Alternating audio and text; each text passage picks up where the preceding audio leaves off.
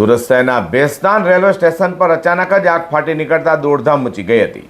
Platform number 1 પર આવેલા એક પતરાની કેબિન એટલે કે સ્ટોરેજ રૂમમાં શોર્ટ સર્કિટના કારણે આ દુર્ઘટના સર્જાઈ હતી।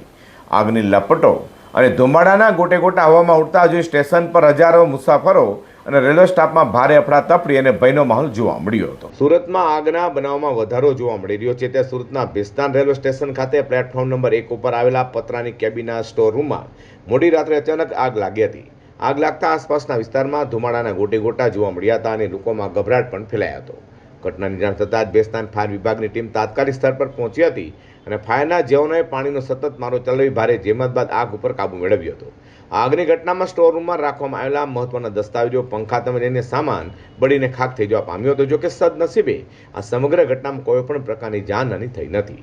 વધુમાં પ્રાથમિક અનુમાન મુજબ આગ લાગવાનું કારણ શોર્ટ સર્કિટ હોવાનું માનવામાં આવી રહ્યું છે। હાલ વધુ તપાસ હાથ ધરવામાં આવી છે।